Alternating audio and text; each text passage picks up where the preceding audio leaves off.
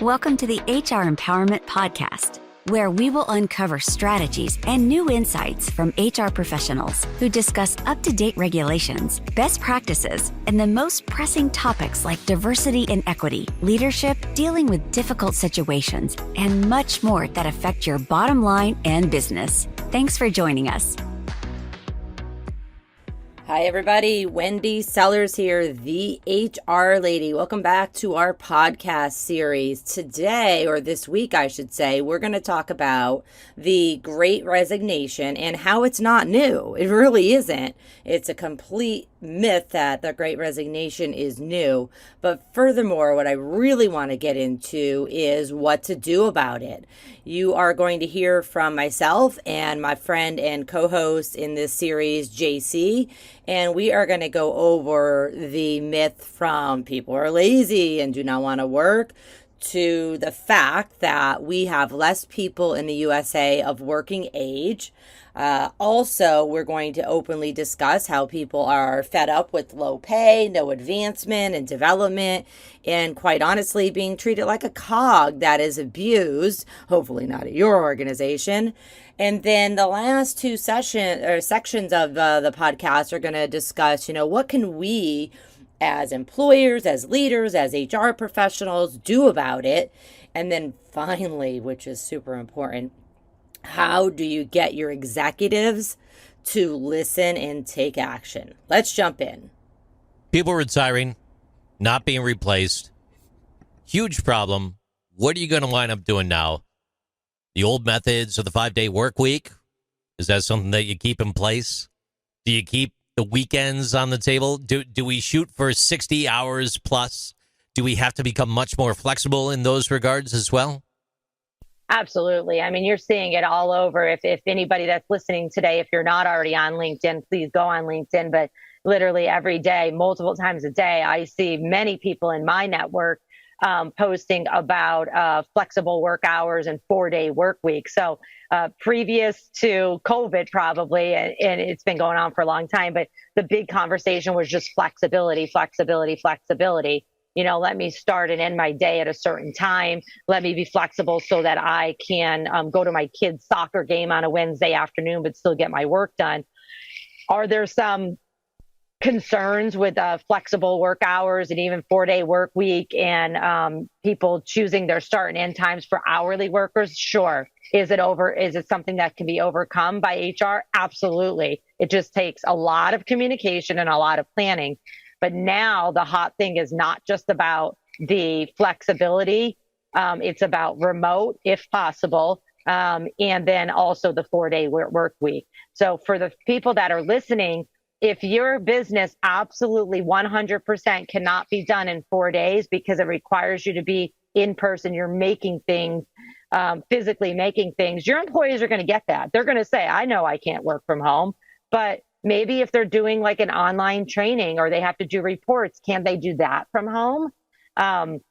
What you need to consider if you absolutely have decided or you have to have an in-person organization, then you're going to need to consider the 4-day work week or even, 3-day and, part-time hours. Not everybody wants to work full time after the pandemic as well.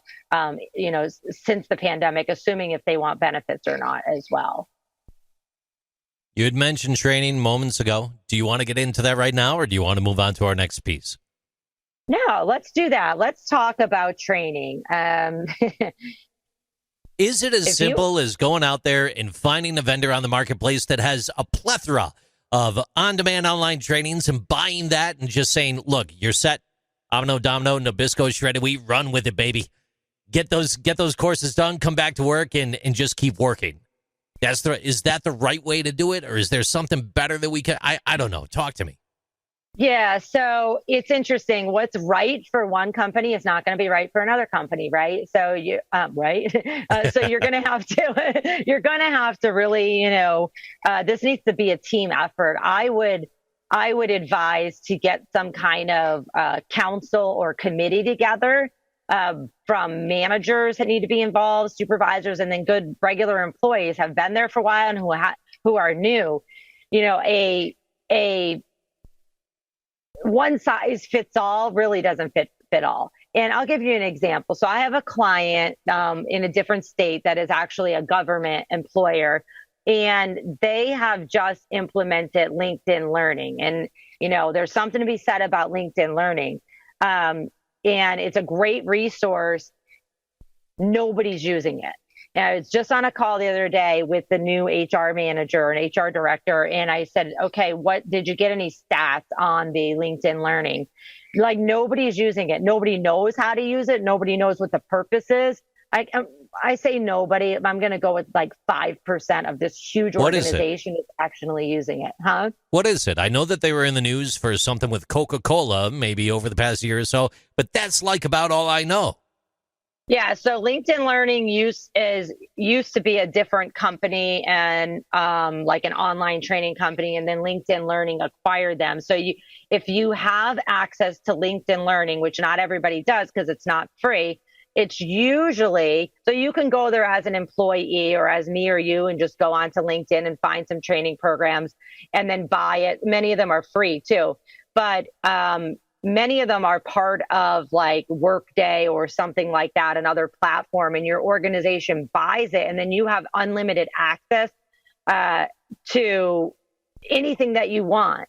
Well, that's a little overwhelming for everybody. So what we're working on with this client is, okay, we have to go department by department, role by role, and give actual feedback to employees and say, hey, if you, based on what you just told me in our feedback session, that you want to be at this role within 2 years, here's the training that is available to you either in the organization, and training may also be just working with certain people who have skills. So it's on the job training, but then here's the online training or classroom training.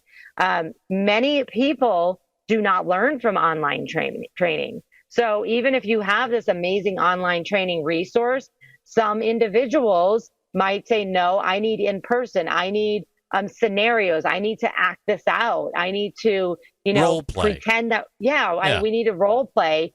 I was doing that this afternoon with a client as well. I'm like, okay, let's take these scenarios and let's role play it and make it really specific and real for you. Right. We tend to throw training at a manager or anybody, any employee, and we say, okay, you watch that video, now you got it.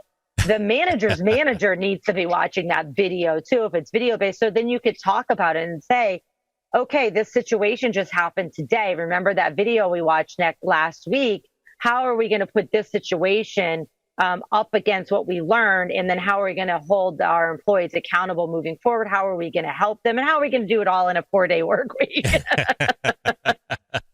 All the while not being jerks to each other at the end of the day. Yes, that's ideally what it is. We want, employees are done with managers being the boss. They're done with being told what to do without being respected, without being giving training and development opportunities. For many of you that are listening today, you're probably listening because you've heard about this podcast through a training program, and that's great.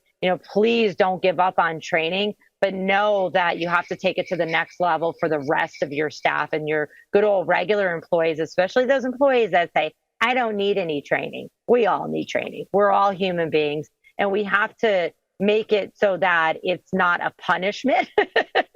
I see that a lot, that you're going to this training and it's a punishment, when people should say, no, I want to learn more, and my employer is investing in me and not holding me accountable for missing work because I'm at a training.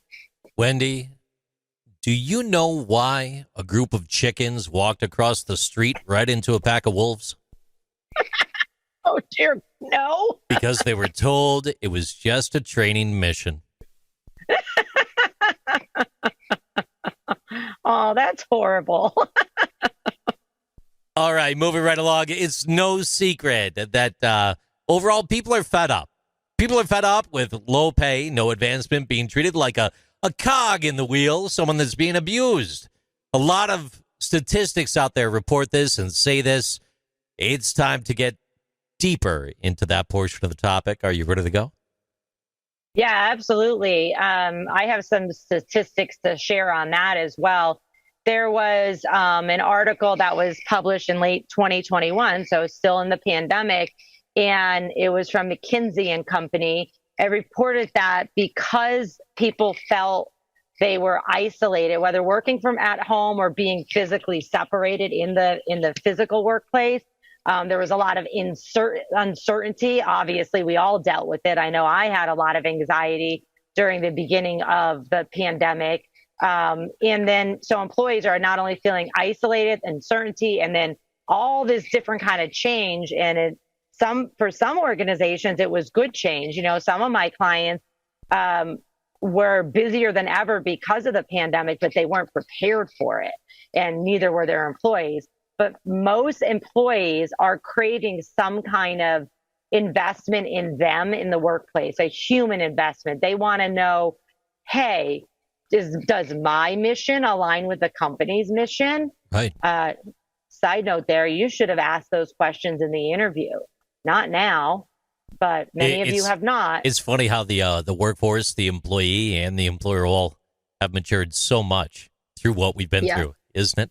It's wild. Yeah, You're exactly right. That should come out much, much sooner in the process. We're going to take a pause right here and tune in to the next session where we will discuss revamping your recruiting process instead of waiting till after people are hired to figure out what their knowledge, skills, and abilities are. And this will help everybody on the team maintain their sanity. Thank you for joining the HR Empowerment Podcast, brought to you by Aurora Training Advantage. We hope you've gained new insight and strategies to navigate the HR profession. We look forward to you joining us again on the HR Empowerment Podcast.